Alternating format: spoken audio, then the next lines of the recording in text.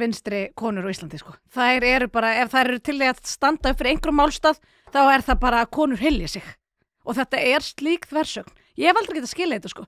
Ég man eftir mér svo ungri. Ég á minningar frá því ég er svo ung í að ferðast með Evrópu með foreldrum mínum, í einhverjum hitabylgjum, bæði í Frakklandi og Danmörku, að fylgjast með jafnöldrum mínum, sem voru huldar frá toppi til táar, til dæmis á ströndum.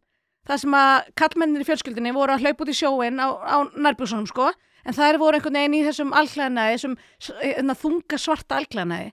Og þetta hefur bara alltaf vakið upp með mér svo rosalega mikla réttlætistilfinningu. Mér finnst þetta svo óréttlátt. Hvernig getur þú fylgst með þessu og verið að taka upp hanska fyrir þessu? Það er bara óboðlegt finnst mér, sko. Þetta er bara fólk sem að tekur þessu fullkomlega sem sjálfsögðan hlut að staðan okkar sé eins og hún er. Ástæðan fyrir því að við höfum svona mikið frelsi og við höfum jafna stöðu á flestum sviðum á við karlmenn. Það er út af því einhver barðist fyrir því, sko. Og svo erum við ekki til að leggja þessum konum lið í þeirra baráttu.